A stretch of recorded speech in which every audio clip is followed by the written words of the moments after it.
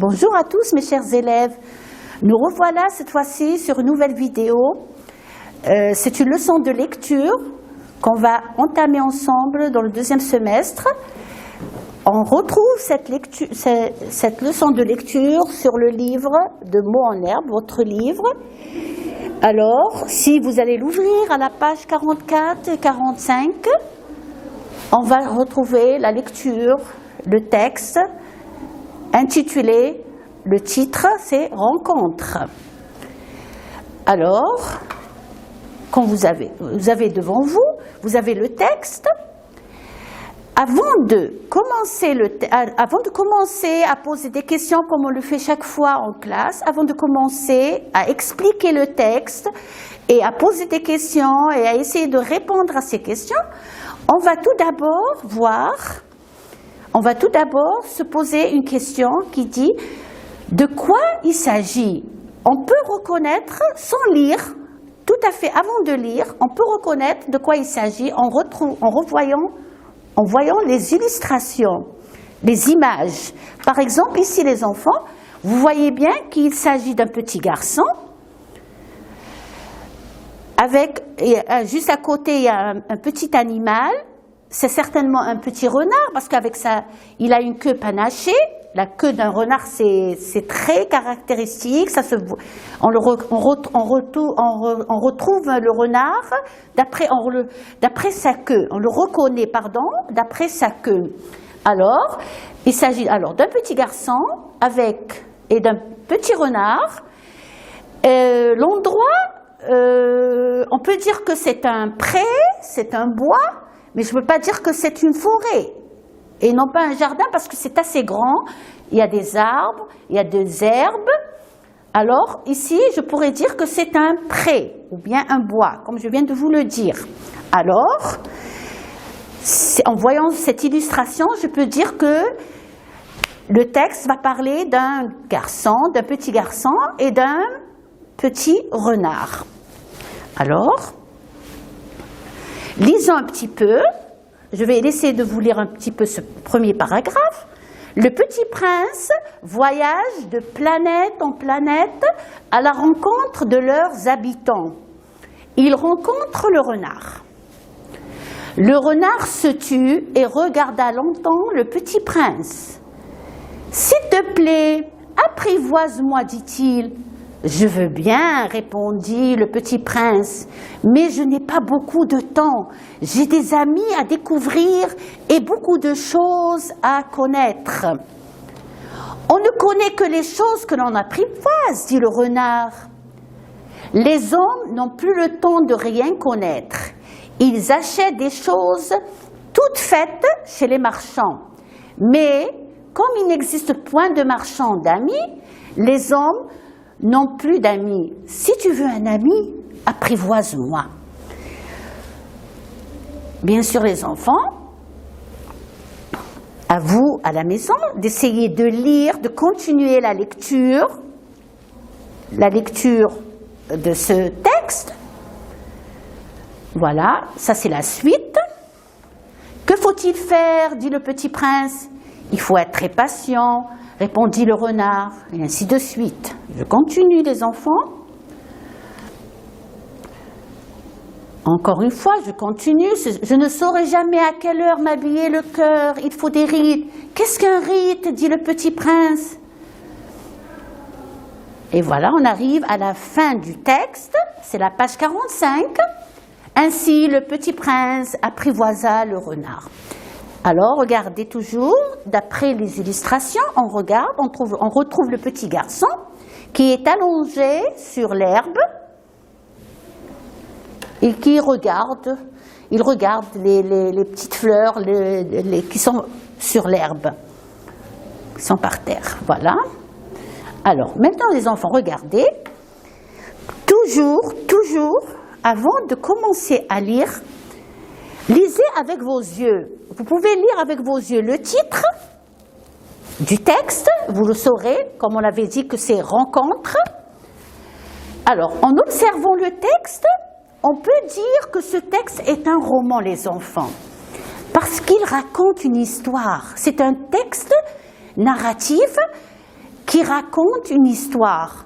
Je ne veux pas dire que ce texte est un texte biographie. Un texte biographie, c'est-à-dire que s'il va parler de l'histoire de l'enfant, du petit garçon, est-ce que dans ce texte, on parle de l'histoire du petit enfant? Est-ce qu'on parle de comment il s'appelle, quel âge il a, il est dans quelle école, quels sont ses amis, est-ce qu'ils font le portrait physique et moral de l'enfant? Est-ce qu'ils disent comment il est grand, il est petit, il est gros, il est maigre, il est brun, il est blanc? Non, tout à fait au contraire, on parle d'un récit, d'un roman. On raconte une histoire qui se passe dans un endroit comme ici, comme on vient de le voir. Alors, ou bien on va parler d'une rencontre, d'après le titre rencontre, on va parler d'une rencontre entre un petit prince et un renard, dans un bois ou un pré, dans lequel il y a de l'herbe et des arbres. Bien sûr, l'herbe et les arbres, on les retrouve dans le bois ou bien dans les prés, mais on ne retrouve pas dans un établissement, dans une école. C'est vrai qu'on peut retrouver un arbre, 2 arbres, mais pas beaucoup d'arbres. C'est un endroit ouvert, c'est un pré. On dit que c'est un pré, les enfants. Alors, et comme vous voyez, le petit garçon, d'après la lecture, on a su que ça parle d'un petit prince. Ce petit garçon, c'est un petit prince. Et bien sûr, l'animal qui est juste avec lui, c'est le renard. Alors, si Madame Sona vous pose la question, elle vous dit quel est le titre du texte? Alors, le titre du texte, c'est « Rencontre ». Le titre de l'œuvre les enfants, c'est le livre d'où on a tiré le conte, d'où on a retiré le conte. On a retiré le conte de quel roman? De quel roman? C'est Le Petit Prince. Le roman, c'est le roman ou bien l'œuvre, on dit l'œuvre ou bien le conte, le roman, c'est Le Petit Prince. Dans Le Petit Prince, il y a une histoire et le titre, c'est Rencontre. L'auteur, celui qui a écrit ce livre, cette œuvre, c'est Antoine de Saint-Exupéry. C'est l'auteur. Et aussi, les enfants, il est aussi le narrateur, celui qui parle dans ce texte. Qui parle, qui est en train de parler, c'est aussi Antoine de Saint-Exupéry. Alors, Antoine de Saint-Exupéry, c'est l'auteur, c'est lui qui a écrit le livre, qui a écrit l'œuvre, et c'est lui qui parle dans l'histoire, c'est lui qui raconte son histoire, c'est lui-même qui raconte. Alors, je comprends. Les personnages des enfants,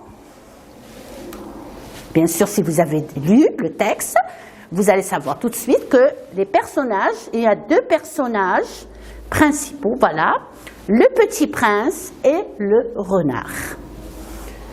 Le petit prince n'a pas tout son temps. C'est vrai ou c'est faux? C'est vrai, il n'a pas tout son temps. Pourquoi le petit prince, il n'a pas tout son temps? Tout simplement parce qu'il a des amis à découvrir et des choses à connaître. Il veut se faire des amis. Il n'a pas le temps de s'arrêter et de parler avec le renard. Il veut continuer son chemin. Il veut rencontrer des amis, des personnes comme lui. Il veut parler avec eux. Alors, pour connaître quelque chose, il faut l'apprivoiser. Oui, il faut l'apprivoiser. Pour connaître quelque chose, il faut l'apprivoiser. On ne peut pas connaître quelque chose sans l'apprivoiser. Le rite permet de ne pas s'ennuyer. C'est-à-dire que le jour, il sera différent des autres jours. Le renard va découvrir le bonheur si le prince venait à une heure fixe chaque jour. C'est-à-dire que le renard, il va être heureux, il va être content quand il va s'habituer à rencontrer chaque jour à la même heure le petit prince. C'est-à-dire si aujourd'hui, demain par exemple, il va venir à 4 heures, Le surlendemain, il va venir aussi à 4 heures et ainsi de suite. À chaque jour, à une heure fixe, il vient. Alors là, le renard, il va être très content, il va être très heureux parce qu'il sait qu'il est en train d'attendre quelqu'un de très cher qui va venir et qui va être ami avec lui. Il va pouvoir s'amuser avec lui, jouer avec lui. Le renard est heureux alors d'avoir été apprivoisé, même s'il va pleurer. Pourquoi? Pourquoi malgré ça, il va être heureux. Il est toujours heureux, mais même s'il va pleurer, parce qu'il a gagné un ami. À la fin du texte, on va savoir que ce renard, il a gagné un ami qui est le petit prince. Il est devenu son ami. Et il ne va jamais l'oublier, même si ce petit prince, il va partir, il va aller ailleurs pour rencontrer d'autres amis. Le renard ne va pas l'oublier. Il va toujours se souvenir de lui et il va être toujours heureux parce qu'il a pu avoir un nouveau ami qui est le petit prince. Le sens des mots. Alors, suivez avec moi pour le sens des mots. C'est en connaissant le sens des mots qu'on peut comprendre le texte. Se tue, c'est le verbe se taire. C'est-à-dire, arrêtez de parler, cessez. Comme Madame Sonia, elle vous dit, taisez-vous, cessez de parler. Taisez-vous, c'est le verbe se taire.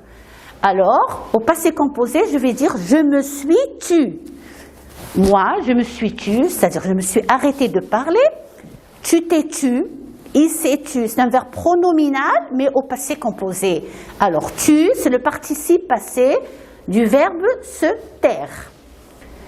Apprivoiser les enfants, vous allez me dire, Madame Sonia, on a retrouvé ce mot plusieurs fois en lisant le texte. Apprivoiser les enfants, c'est-à-dire rendre moins sauvages. Vous savez, les enfants, que tous les animaux sauvages, on ne peut pas jouer avec eux, on ne peut pas être amis avec eux. Par contre, les animaux domestiques, comme les chats, les chiens, on peut rester avec eux, on peut jouer avec eux. Pourquoi? Parce qu'ils sont apprivoisés, on s'est habitué, ils ne sont pas sauvages. C'est-à-dire ils sont plus gentils, ils sont plus calmes. Par contre, les animaux sauvages, on ne peut pas jouer avec eux comme ça du début. Non, il faut les apprivoiser, c'est-à-dire les rendre plus sages, plus gentils, voilà, rendre moins sauvages, être plus sociables et être doux et créer des liens et être amis, créer des liens. Alors apprivoiser quelqu'un, c'est-à-dire devenir ami avec lui. Découvrir, apercevoir. Connaître, savoir. Pour le mot patient, les enfants, patient, je suis patient, elle est patiente, c'est un adjectif. C'est avoir de la patience, être calme, attendre sagement. Par exemple, quand je dois être patiente, je ne dois pas être toujours agitée. Il faut être un peu patient, attendre un peu, être sage. Il y a ça, le mot patient ici, c'est un adjectif. Par contre, le mot le patient, il y a un article juste avant, c'est un nom, ce n'est pas un adjectif. Ici, le patient, c'est autre chose. Ça veut dire le malade. On dit le patient ou bien on dit le malade. Mais ça s'écrit bien sûr de la même façon. Mais ça, c'est un adjectif, c'est-à-dire qu'il peut attendre sagement, il est patient. Il ne se presse pas. On attend, par exemple, s'il y a une voiture qui roule, alors maman, elle te dit non, attends un petit peu, sois patient, ne cours pas, il ne faut pas traverser la route. Ou la rue, il faut attendre un peu, être patient. Alors, le langage, du coin de l'œil, tout ça c'est des mots que vous retrouvez dans le texte. Du coin de l'œil, c'est-à-dire surveiller discrètement, sans avoir l'air de regarder, c'est-à-dire le regarder de loin, mais ne pas faire semblant de mais pas le regarder directement comme ça. Il faut le regarder avec avec avec discret, c'est-à-dire discrètement, avec discret. On le regarde discrètement, discrètement. On continue. Le langage est source de malentendus. Une citation, le moyen de communiquer qui peut être la cause d'une mauvaise entente. C'est-à-dire parfois, on avait vu ça dans le vocabulaire dans le premier semestre, ce qu'est un malentendu. C'est-à-dire que tu as mal compris ce que je viens de te dire. C'est un malentendu. Parfois, quand on parle, on peut dire des choses qu'on ne doit pas le dire. Par exemple, qui peut être la cause d'une mauvaise entente. On dit que c'est une source de malentendu. Il y a d'autres mots. Il y a aussi l'eau qui est la source de vie, c'est-à-dire que sans l'eau, on ne peut pas vivre. On a besoin de l'eau pour vivre. On dit que l'eau est source de vie. L'eau est source de vie. Comme ici, les yeux, ce sont les sources des larmes. Vous savez, les enfants, quand on pleure, on a des larmes qui coulent des yeux. Alors, les yeux sont les sources des larmes. Revint, c'est le verbe revenir, retourner. Des rites, ah oui, c'est un mot aussi qu'on a vu dans le texte. Des rites, les enfants, c'est quoi les rites? Ce sont des ensembles des règles, une habitude. On s'habitue à faire quelque chose chaque jour. On dit que c'est une rite. Les homonymes de points. Alors, les homonymes de points, c'est-à-dire c'est des mots où on entend le même mot, mais qui a une autre signification. Par exemple, ici, vous avez le point de vacances, c'est-à-dire il n'y a pas de vacances. Point de vacances, pas de vacances. Un point d'eau, c'est un lieu précis, comme par exemple le puits, c'est un point d'eau où on va prendre de l'eau dans une fontaine, dans un puits. Tout ça, on dit que c'est un point d'eau. Il y a aussi avoir un point au dos. Par exemple, parfois on a mal au dos. Je vous dis, oh, j'ai mal au dos, j'ai un point au dos. Un point au dos. Et le dernier mot comme point, un point, c'est un signe de ponctuation, comme le point, la virgule, le point d'exclamation, le point d'interrogation. Tout ça, ce sont des points, ce sont des signes de ponctuation.